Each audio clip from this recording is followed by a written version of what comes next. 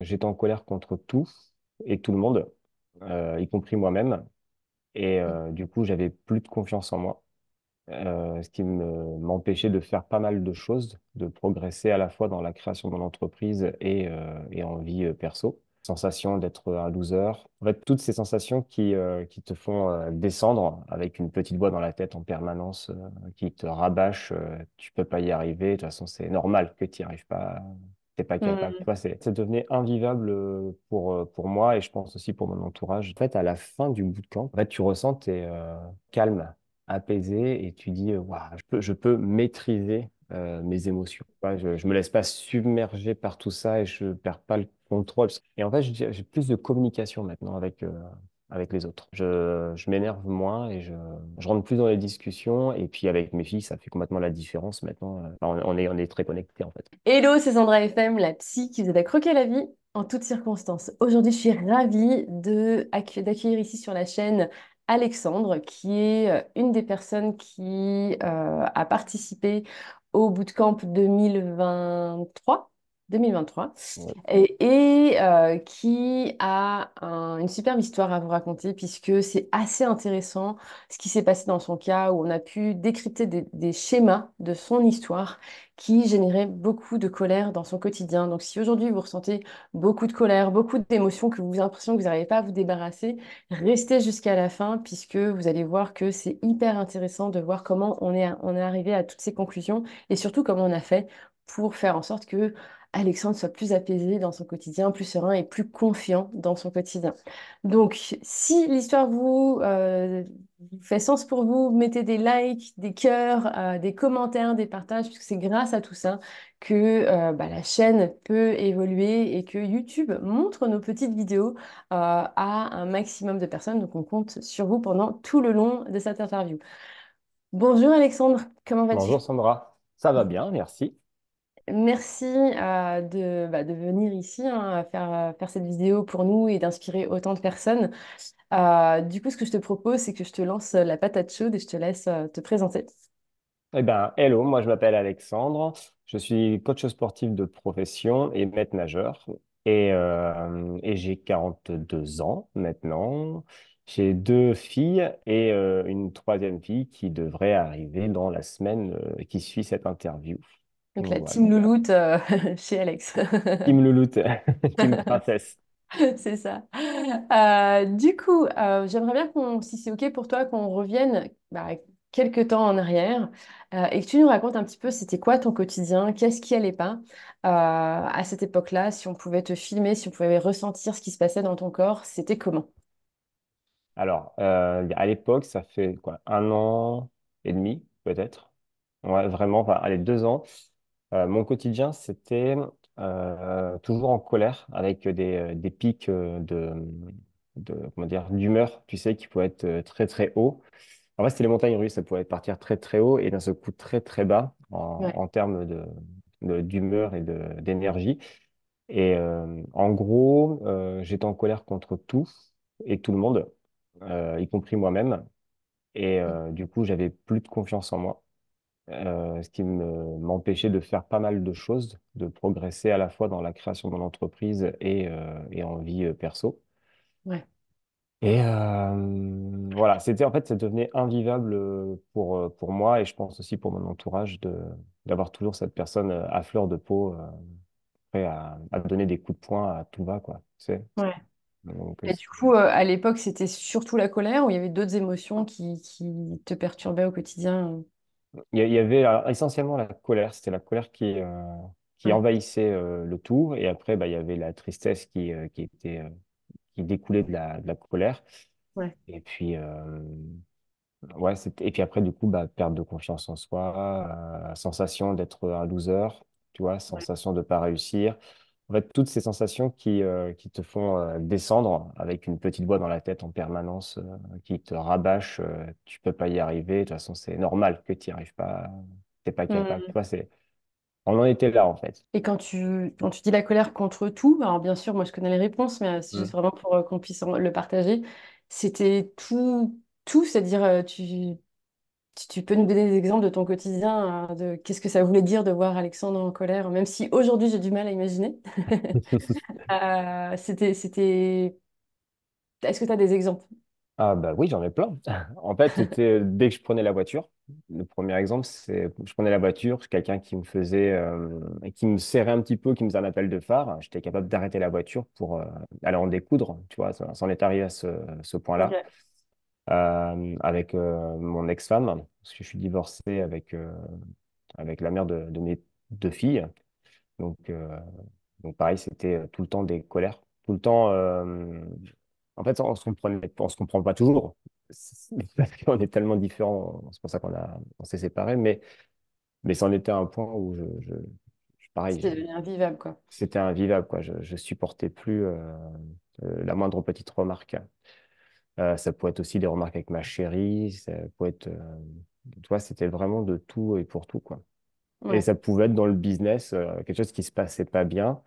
Je pouvais avoir une colère envers moi en me disant, mais pourquoi tu fais ça en fait? Pourquoi tu le fais pas? Tu vois, c'était ouais. voilà. Vraiment, ça se découlait dans tous les domaines. Mm. Et du coup, à l'époque,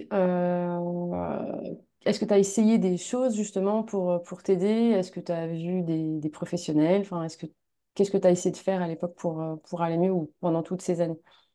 Alors, j'avais consulté une psychologue. Ok. Voilà, ça avait aidé un petit peu, mais pas plus. J'ai été voir une coach, tu sais, en entreprise, coach de vie, Mm. coach.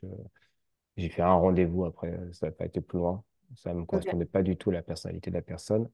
Et après, j'ai eu pas mal de, enfin, j'ai fait mal. J'ai commencé à regarder pas mal de vidéos de développement personnel et commencé à lire des livres, des livres de développement personnel. Donc, Ok. Est-ce qu'il y a un livre qui t'a plus marqué que d'autres? je- pas forcément. J'ai lu beaucoup Laurent Gounel, Ok. qui, je sais pas si on peut citer ou pas, Oui, oui, mais bien sûr. oui, Si ça peut aider.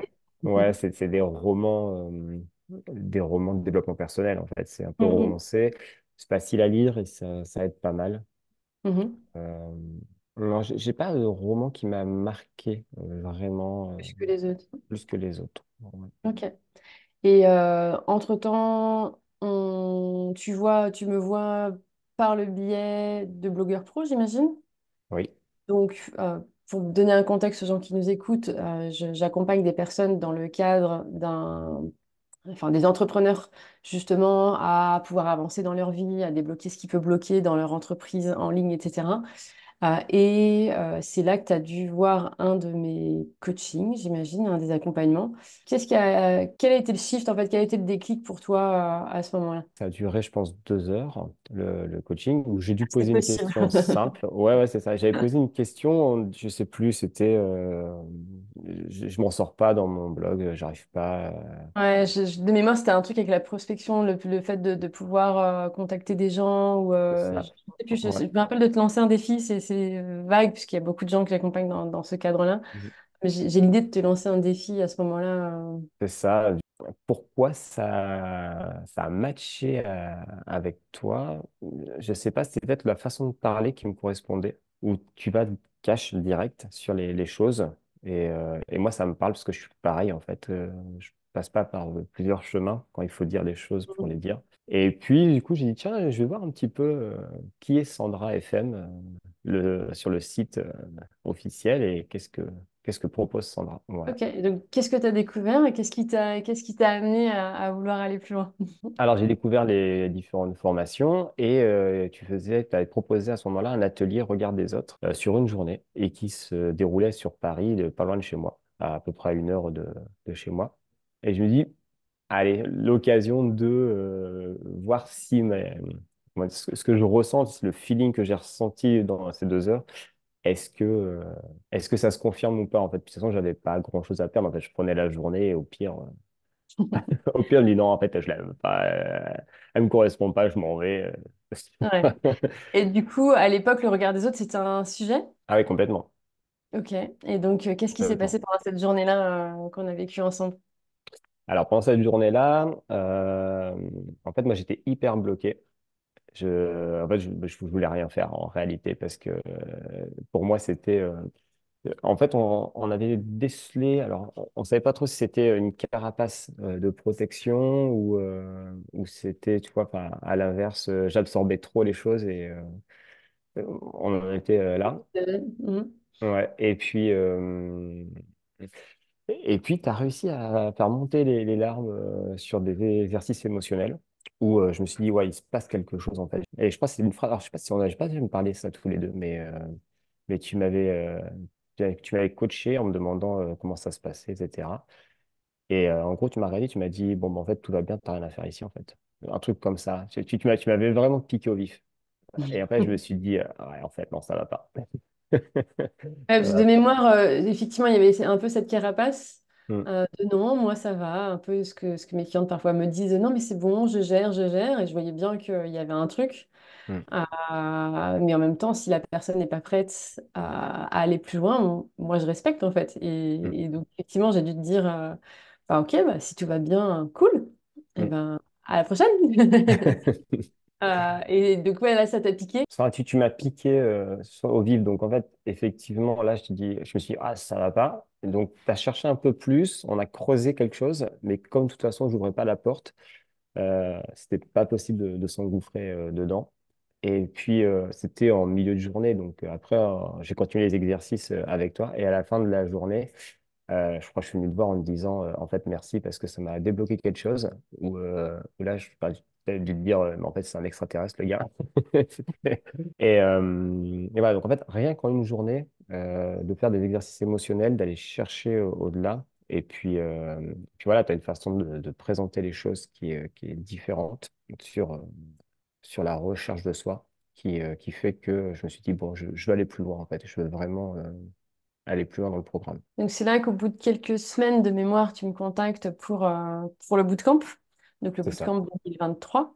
Mm. Euh, Est-ce que tu as hésité à l'époque à venir? Est-ce que c'était évident pour toi que tu voulais venir? Enfin, ça s'est passé comment pour toi? Non, c'était pas du tout évident pour moi de venir.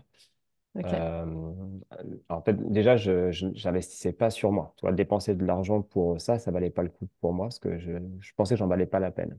Donc, en Ok. fait, j'avais déjà une première barrière où je me dis, ouais, mais tu vas dépenser de l'argent, ça va rien faire. Hmm. Tu vois, donc déjà, c'est pas une barrière. Alors qu'en fait, en réalité, non. Quand tu investis sur toi, ça vaut vraiment le coup. Après, j'ai l'impression d'être le seul homme à me présenter sur ce genre d'événement. Donc, encore une barrière en me disant, je vais Ouais. être le seul gars, est-ce que ça va être accepté? Et après, il y a aussi le fait de prendre le regard des autres. C'est-à-dire que, en fait, Sandra, peut-être qu'elle va pas accepter qu'un gars comme ça participe au bootcamp. Tu vois, cette idée Hmm. de je me fais une image, je me fais Ouais. toute une histoire, alors que faut poser la question. Et comme dans la journée regard des autres, tu avais déjà débloqué ça en me disant tu peux pas savoir si tu poses pas la question. C'est pour ça que j'ai contacté, j'ai posé candidature en disant est-ce que ça serait possible pour moi Est-ce que d'intégrer les ceci? hommes sont acceptés? Je me rappelle que tu me poses Mm, cette question, mm, effectivement. Et du coup, qu'est-ce qui t'a... Alors, donc, moi, je t'ai répondu que oui, c'était possible, tout en étant hyper honnête, en disant, après, c'est fort possible qu'il n'y ait que des femmes avec toi, puisque j'ai quand même 95% de femmes qui me suivent, j'ai très peu d'hommes qui me suivent ou qui me font signe. Je dis, pour moi, c'est OK. Si toi, c'est OK d'être le seul homme éventuellement. À partir de là, quel a été le déclic pour te dire, OK, malgré mes craintes, j'y vais? Qu'est-ce qui a joué pour toi? Je sais pas, une sensation, un feeling. Et puis, je te dis que c'est la journée Regard des autres qui m'a vraiment débloqué. En Ouais. fait, le fait de... Et puis, on a fait un coaching ensemble aussi. Parce que, en fait, quand tu postules pour le bootcamp, derrière, on a eu un rendez-vous d'une heure et demie pour savoir Mm. si vraiment je pouvais y aller. Et dans ce coaching-là, en une heure et demie, tu m'as apporté une solution qui m'a débloqué une situation et qui m'a apaisé, en fait, sur la semaine à venir. Et c'est pour ça que je dis, si en une heure et demie, un conseil peut m'aider, ouais, En une semaine, on va ouais, dépoter. faut y aller, quoi. Faut y aller. Alors, on va pouvoir parler de ce concept parce que je pense qu'il est assez intéressant, parce que je me rappelle assez bien. Parce que justement, t'étais venu avec le fait que tu vives beaucoup de colère, que tu comprends pas d'où ça vient, etc. Et assez vite, je me suis dit, c'est étrange en fait qu'il y ait autant de colère tout le temps contre tout, etc. Il y a forcément un truc derrière tout ça. Encore une fois, pour ceux qui nous écoutent, pour moi, ce qui est important quand il y a des symptômes comme ça, c'est de voir c'est quoi qui se cache derrière. Ça sert à rien de juste apaiser la colère. C'est-à-dire, je vais pas vous dire, faites de la méditation, respirez, etc. Bien sûr, ça, c'est important pour atténuer sur le coup. Mais si vous ne travaillez pas sur le problème de fond, et qui se répète en perpétuel dans votre quotidien, mais en fait, vous n'allez pas résoudre la colère. En fait, c'est comme si vous coupiez les mauvaises herbes de votre jardin, bah, à un moment donné, elles vont repousser. Donc, méditer, respirer, etc., c'est génial parce que ça vous aide dans l'instant. Mais dès que vous pouvez, c'est important d'aller voir qu'est-ce qui se cache derrière. Et dans ton cas, en fait, ce qui était fascinant, c'est qu'à un moment donné, je t'ai posé la question, tu peux me donner un exemple de qu'est-ce qui te met en colère? Et tu me dis, pas plus tard que ce matin ou hier, justement, il y a un gars qui m'a fait des appels de phare ou qui a klaxonné, je ne sais plus exactement le détail, et ça m'a rendu fou, quoi. Je dis, ok, qu'est-ce qui t'a rendu fou? Et là, tu m'expliques, alors je ne sais pas si tu te rappelles de ce que tu m'expliques à ce moment-là, de qu'est-ce qui se joue pour toi. Je sais plus ce que j'ai dit exactement, mais c'était le fait un peu d'injustice ou moi, j'étais tranquille en train d'avancer au kilomètre heure qui sont indiqués sur le panneau et on vient me chercher comme quoi je vais pas assez vite ou voilà, moi, je suis tranquille et On vient me chercher, quoi. On vient vient me ch- m'attaquer, entre guillemets. on vient m'attaquer. Ouais, Ouais. c'est ça que je t'ai dit. Et tu percevais beaucoup comme en tant qu'attaque. Et je me suis dit, ok, c'est intéressant. Et du coup, tu m'avais donné un autre exemple. Et je me suis dit, tiens, c'est intéressant. Il y a cette sensation de je me sens attaquée, moi, j'ai rien fait, je suis dans mon coin. Et en fait, on a commencé une fois que j'avais ça, j'ai tiré un peu sur le fil de la pelote. Et là, tu me dis, bah, en fait, quand j'étais plus jeune, j'ai été harcelée. Ouais. J'ai vécu d'harcèlement scolaire. Et donc, classiquement, même scénario. Moi, je suis dans mon coin tranquille et on vient me taper, on vient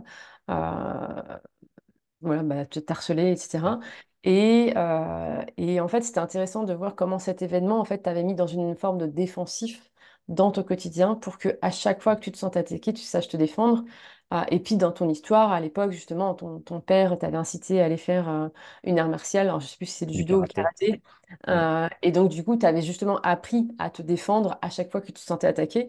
Et donc, même si c'était une super initiative, parce que du coup, tu as pu gagner en confiance à ce niveau-là, en même temps, bah, à chaque fois que ça arrivait, ça générait justement cette colère d'injustice qui se jouait chez toi. Donc en fait, en effectivement 1 heure et demie, on a pu déceler tout ça et on a pu déjà travailler sur ce point-là. Donc c'est vraiment intéressant de voir, et ça c'est vraiment un message pour tout le monde, quand vous vivez des choses qui se répètent, que ça soit des émotions qui se répètent, que ça soit des symptômes, des douleurs, de la fatigue, des compulsions, etc.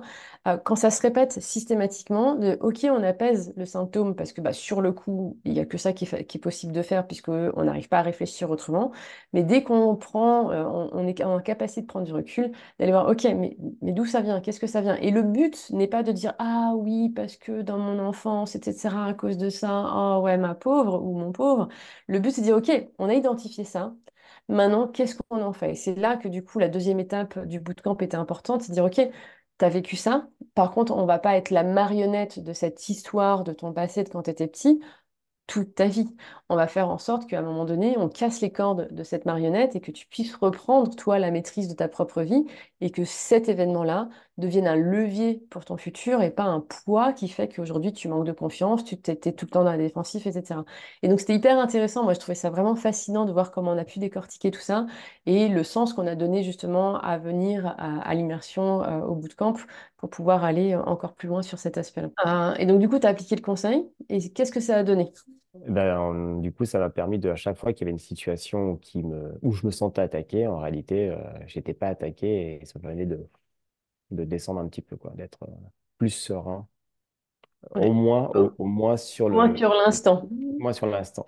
Parce que en fait, ces colères-là, en fait, ça montait très vite. C'est même physique. En fait, tu sais, tu sens tous les symptômes physiques, donc chaleur, contraction, Ouais. palpitation. Donc, en fait, ça monte très vite physiquement et ça redescend pas, en fait. Enfin, ça redescendait pas à l'époque. Ouais.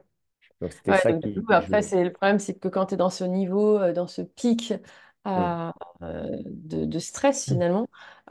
Du coup, effectivement, si tu le maintiens, bah, c'est le premier qui arrive devant toi et il s'en prend plein la figure. C'est ça, C'est pas de sa faute, mais en fait, tu as cumulé depuis tout à l'heure, depuis des heures, ce niveau de cortisol et Mm. d'hormones de stress qui font que bah, ça pète facilement, quoi. c'est ça. Et du coup, ça me permettait de moi de redescendre et de permettre d'analyser en fait les situations calmement. Ça, Top. ça fait du bien. Ça se passe J'imagine. comme ça. Le bootcamp, c'était septembre-octobre 2023, et donc c'était Mm. plutôt l'hiver de 2023, donc enfin, début d'année 2023. Mm. Entre-temps, tu as pu apaiser un peu cette colère. On est arrivé au bootcamp. Mm. Qu'est-ce qui a changé, enfin, qu'est-ce que ça a donné pour toi, bootcamp? Ce qui m'a vraiment permis de me débloquer, ça a été tous les exercices émotionnels qu'on a fait pour libérer les émotions. Ça a été de mettre sur écrit. En fait, on a pas mal écrit ce qu'on ressentait. Donc, c'est de mettre sur écrit tout ce qui va pas et de pouvoir l'analyser, en fait, avec toi sur des coachings ou des points, en disant, voilà, c'est normal que tu aies ça. On va le travailler comme ça pour t'aider. Donc, c'est ça. Et en fait, à la fin du bootcamp, en fait, tu ressens, toi, calme, apaisé et tu dis, waouh, ce qu'on avait déjà évoqué ensemble, tu vois, je peux maîtriser mes émotions. Ouais. Ouais, je me laisse pas submerger par tout ça et je perds pas le contrôle. Parce que moi, je te parlais de contrôle et toi, tu me parlais de maîtrise. Voilà, je ne perds plus le contrôle, mais dès qu'il se passe quelque chose, voilà, je peux l'apaiser et l'analyser. Pour les personnes qui nous écoutent, juste pour donner un peu le cadre, donc dans le bootcamp, donc c'est un accompagnement sur plusieurs mois, mais il y a 5 jours d'immersion où on est 5 jours entiers ensemble. Les gens arrivent un jour avant, enfin le Mm. soir avant et partent le lendemain matin. Et pendant ces 5 jours, en fait, il y a énormément d'espace pour faire de l'individuel au sein du groupe. C'est-à-dire, pour moi, c'est ça qui fait sens dans le bootcamp. C'était qu'effectivement, il y avait des périodes où chacun écrivait, prenait du temps d'infusion pour soi, etc. Et on déclenchait systématiquement des coachings pour chacun pour pouvoir justement décortiquer, aller plus loin, libérer les émotions, libérer finalement ces émotions qui sont refoulées depuis tant d'années et de faire en sorte que bah, on aligne finalement tout ce qu'on sait avec nos têtes, parce que en soi, souvent, on a cette sensation, on n'a rien appris de nouveau en termes théoriques, mais on a appris à l'intégrer dans notre corps et faire en sorte que on le vive. Parce que c'est bien beau de savoir comment avoir confiance en soi, comment avoir de l'estime de soi, comment gérer les émotions, comme on dit souvent, etc. Mais ce qui compte, c'est pas de savoir, c'est de l'intégrer à l'intérieur de soi. Et le bootcamp, c'est ça, c'est que je vous donne aucune théorie. On n'est pas là pour faire une formation ou un stage théorique. On est là pour vivre pleinement toute cette libération dans le corps au fur et à mesure des jours qu'on passe ensemble. Et je lâche pas l'affaire tant que c'est pas fait en fait. Tant que vous lâchez pas, je ne vous lâche pas. Parfois, il y a des coachings qui durent 4 heures, mais tant que le cerveau il lâche pas et qu'on n'y va pas, bah, je suis là avec vous en fait à décortiquer, à y aller dans tous les sens pour libérer justement ces fameuses émotions enfouies qui résistent et qui résistent pour une raison simple, c'est qu'elles essaient de vous protéger. C'est-à-dire que le cerveau, il flippe la mort qui tue, comme je dis souvent un peu en rigolant, de se dire, ok, mais si je les lâche, qu'est-ce qui va se passer? Il panique et donc on a besoin de le sécuriser, de lui montrer que tout va bien, qu'on est là pour lui, moi et vous-même, et de faire en sorte que justement vous puissiez vous autoriser petit à petit à y aller à votre rythme et de faire en sorte qu'on débloque vraiment tous ces boulets que vous trimballez depuis plusieurs années dans votre vie. J'ai bien résumé, Alex? Ouais, c'est ça. Moi, ce que je peux rajouter, c'est que c'est vraiment un apprentissage sur soi. En fait, t'apprends à te connaître. Chose que des fois, on ne fait pas. Tu sais, Hmm, on se dit pas, tiens, je suis comme ça, parce qu'en fait, t'apportes un peu de théorie quand même, parce que tu dis, tiens, bah, regarde, toi, tu es plutôt comme ça. Et effectivement, quand tu analyses, oui, bah, je suis comme ça. Et tu apprends à te connaître. Et hmm. quand tu apprends à te connaître, finalement, bah, voilà, tu t'ouvres à plus de choses. Et C'est clair, puis, bah, t'arrêtes de subir ce qui se passe à l'extérieur, tu apprends à te connaître pour pouvoir révéler finalement qui tu veux devenir et de pouvoir vivre en accord avec ce qui est important pour toi, à ce qui fait sens pour toi, pour faire en sorte que ta vie soit davantage épanouie, quoi. c'est ça. Et puis le fait de voir les autres aussi en coaching, bah, tu puises. Toi, tu dis, ah oui, mais c'est vrai que la personne vit ça. Moi, je le vis à une autre mesure. Et en fait, tu peux analyser aussi d'autres choses. Enfin, quand tu vois des gens qui seront coachés et qui débloquent des situations, ça les débloque aussi en toi quelque part. Et puis, on est vraiment en immersion. Il y a vraiment de la bienveillance de la part de tout le monde. C'est vraiment chouette, quoi. Et Ouais, puis, il je y a pense que c'est ce aussi, que j'adore dans le bootcamp, c'est cette notion. Parfois, on a la crainte parce que c'est pas en individuel, qu'on n'est pas tout seul avec moi, etc. Et en fait, je trouve ça tellement plus puissant que l'individuel. Parce qu'effectivement, comme tu dis, il y a une personne qui débloque un truc. Ah tiens, mais moi, ça résonne en moi. Du coup, ça me débloque chez moi des petites choses parce que c'était pas quelque chose de pesant, mais qui était quand même un petit caillou dans la chaussure. Donc, on enlève le petit caillou. Et puis après, il y a quelqu'un d'autre qui parle d'un autre sujet. Ah waouh, ça fait écho en moi sous une autre forme, etc. Et c'est ce qui fait que la puissance finalement du bootcamp, c'est que ensemble, on crée une émulsion de libération qui est juste dingue, quoi. Enfin, mais même moi, hein, je sors à chaque fois du bootcamp grandi, touché, etc. Parce que bah, mes clients m'inspirent quand je vois toi, Gaël, enfin, Aurélie, que j'espère on pourra parler bientôt, etc. Tous les participants de toutes ces dernières années, c'est juste dingue en fait de voir ce qu'on réussit à atteindre en fait. ouais, et puis il y a un vrai partage. En fait, comme on est vraiment tous ensemble, on se retrouve le matin, le soir, tu rediscutes un petit peu de ce qui s'est passé. Tu dis, waouh, ça c'était fort. Enfin, voilà, tout ce partage fait que tu vis un moment vraiment exceptionnel, quoi. Voilà, on peut pas le décrire plus que ça. C'est un peu comme un parc d'attractions. L'effet waouh, t'es bien, faut y aller, quoi. Voilà. Ouais, il faut le vivre pour comprendre quoi. On peut le décrire, mais tant que tu le vis pas, tu peux pas savoir. C'est ça, c'est ça. Tant que t'as pas vécu cette expérience, tu peux pas le décrire plus que ça. Hmm. Et du coup, de tout ce qu'on a fait ensemble, s'il y avait un truc à retirer Ah, de ce qu'on a fait ensemble qui a fait vraiment la différence pour toi, ça serait quoi? l'exercice émotionnel. Ouais, c'est vraiment le truc qui a décoincé pour toi. Ouais, ouais, ouais. En fait, bon, moi personnellement, je pleurais comme un petit enfant. C'est vraiment le truc. Tu te dis, waouh, ça va chercher loin. Quand tu le fais vraiment à fond, ça va chercher très très loin. C'est impressionnant, quoi. Et du coup, ça peut faire peur à beaucoup de gens, dire oh là là, mais si je cherchais des émotions, si je cherchais loin, qu'est-ce que je vais trouver, etc. Donc toi, comment tu t'es senti à la fin? Tu te sens bien, tu te sens vraiment apaisé, bien. En fait, ça peut faire peur de te dire, on va chercher les émotions, mais je sais pas, c'est comme, tu sais, quand tu regardes un film où tu as une scène qui va te toucher, après à la fin, tu te dis, waouh, c'est beau quand même, c'est chouette. Et faut Ouais. pas avoir peur de le vivre, en fait. Je dis ça, mais il y a 2 ans, j'avais peur de vivre les émotions, donc je peux comprendre. Ouais. Mais non, non, ça fait vraiment En fait, tu as une sensation qui va t'envahir peut-être. Enfin, moi, je dis ça, mais ça peut t'envahir, tu sais, une grosse émotion. Et d'un seul coup, ça te libère Ouais. d'un coup. Donc, ça fait vraiment toute la différence. Top. Et aujourd'hui, alors, si on devait résumer ta vie aujourd'hui, ça ressemble à quoi par rapport à avant? Qu'est-ce qui a changé? Qu'est-ce que ça donne pour toi? Et bien là, moi, je me suis mis au théâtre, du coup.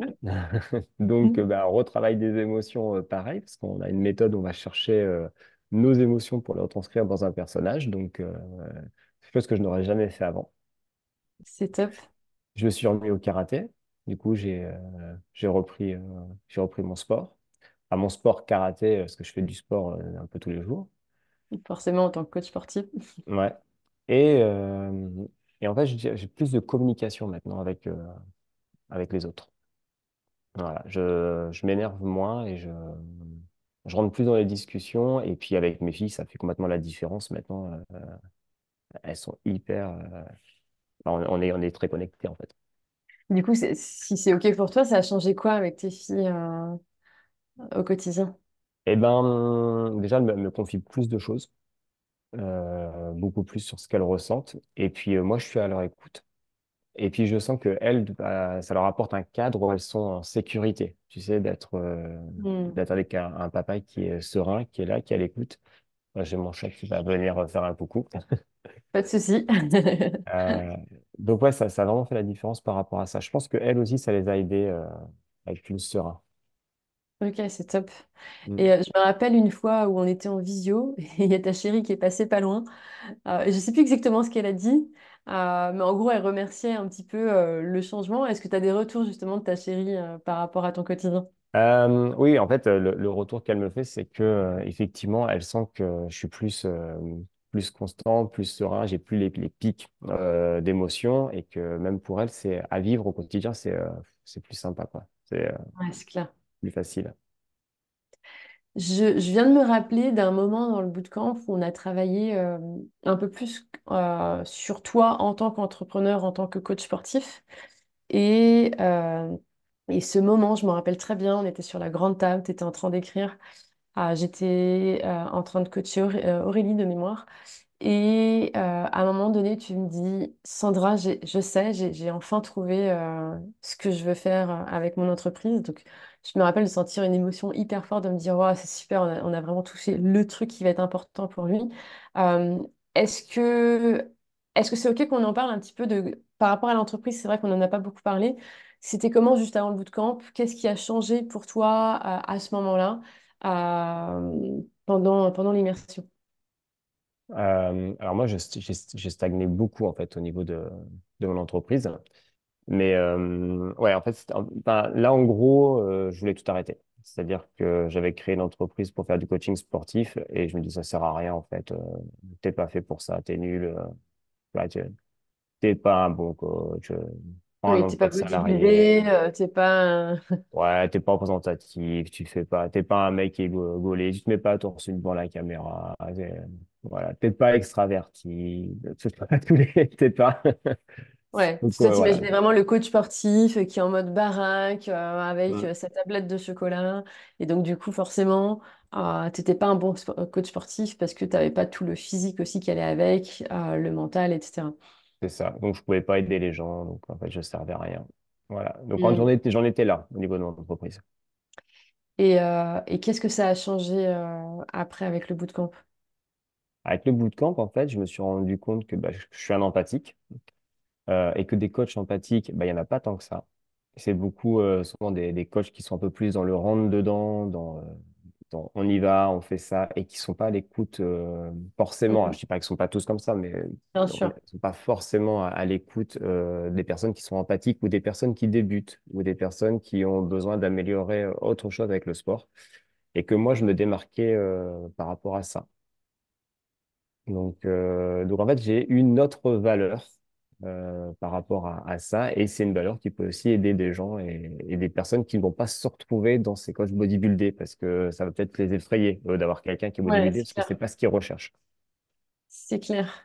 Mm. Et d'ailleurs, pour la petite parenthèse, donc si aujourd'hui vous êtes dans une phase où vous dites, ah oui, mais moi je peux pas faire du sport parce que je suis trop grosse, j'ai trop mal, je suis trop fatiguée, je suis trop ci, vraiment je vous invite à aller voir Alexandre. C'est lui qui m'a aidé avec Gaël, c'est-à-dire que si vous regardez le témoignage, je vous mettrai le lien dans la description. Gaël, qui était une personne qui était en canne dans son quotidien, qui n'arrivait pas à marcher. Donc, on a réussi avec tout le travail psycho-émotionnel à la remettre sur pied, à la refaire avancer. Et Alexandre est arrivé juste après, justement, pour l'édition 2023 du bootcamp. On les a mis en contact. Et c'est Alexandre qui a pu l'accompagner et de faire en sorte qu'aujourd'hui, bah, elle court, elle fait de l'escrime et c'est juste un retour incroyable. On a aussi Aurélie. Alors, je ne sais pas si on aura l'occasion de pouvoir présenter son histoire, mais en tout cas, Aurélie était une personne qui se disait, ben, moi, je pourrais jamais courir derrière mes enfants parce que j'ai trop de poids, je peux pas faire de sport, etc. Et justement, dans le bootcamp où Alexandre était, euh, le coaching a tourné de façon à ce que elle se donne un objectif de course qu'elle a atteint finalement cette semaine d'ailleurs. Donc elle fait aujourd'hui 10 kilomètres. Donc elle a fait il y a quelques jours 10 kilomètres de course. Quand, clairement, donc c'était octobre, on est en mai au moment où on tourne la vidéo, donc novembre, décembre, janvier, février, mars, avril, mai, donc en 7 mois, elle est passée de je cours une minute, j'ai mon cœur qui crache, j'en peux plus, je suis au bout de ma vie, à je cours 10 kilomètres et je suis trop fière de moi. Donc on était tous les deux en mode oh, c'est bon, c'est fait.